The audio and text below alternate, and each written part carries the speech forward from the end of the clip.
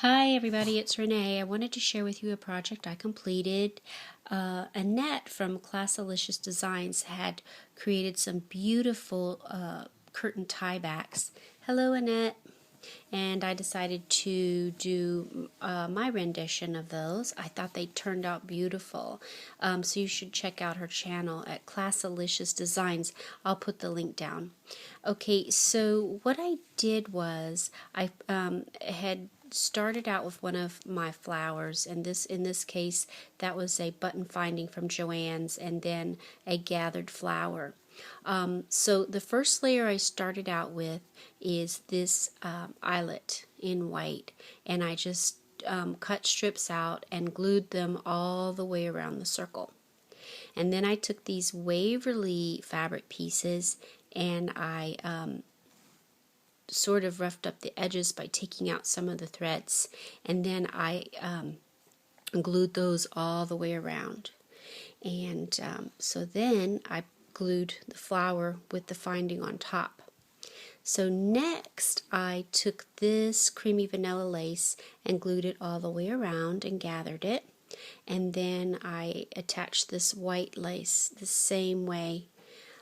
So after that, then I just grabbed some laces and different silky fabrics, and I glued those to the back so they're hanging down like tentacles. These are some of the laces I have available on my Etsy, which is a fancy place.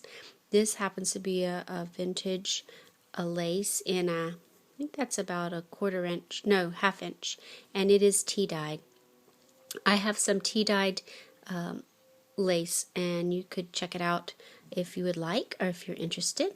And then I do have more lace than what's on Etsy, so I might, if you're interested, put together a video on YouTube to show some of my laces. And then at the end I attached a little lace cord on the top so it can be hung, and then I just finished it off with a piece of cardstock. So that, I like how it turned out. Next off, by the way, Annette is an amazing artist, and she's also super talented at crochet. And I had seen her crochet wrist warmers on her channel, and I was just drooling over them, really.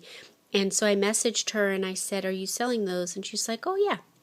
She would actually put those in a swap, and it ended up being in a swap that we did together.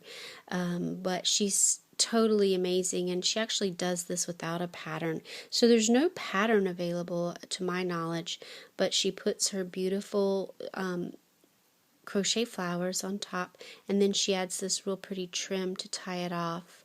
And each one of the edges is a shell. I thought that was just amazing. So that's like 2 layers of shell that go around.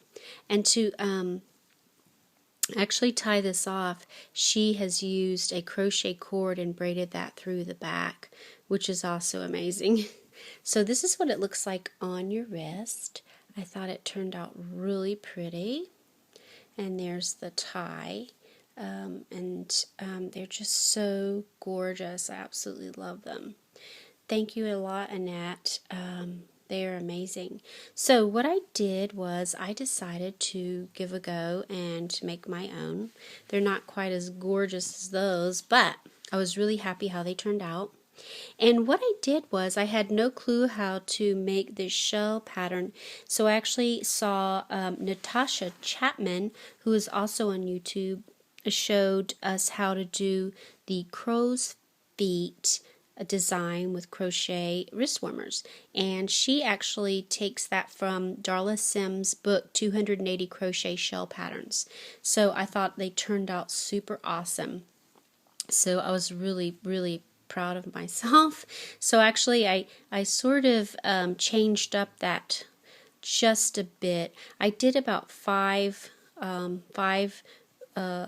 layers or rows of the crow's feet, and then I just finished off with the single and the double crochet.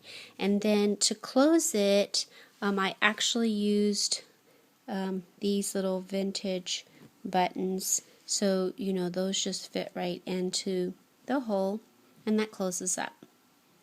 So that's how I actually made that style, and then I made this other style that's just about as fluffy. They are fluffy. So there you go. You can see that one. This is a really, really ruffly edge with the crow's feet pattern, so it makes that shell. And then I did the single crochet here for the wrist, and then I attached 2 buttons on this one.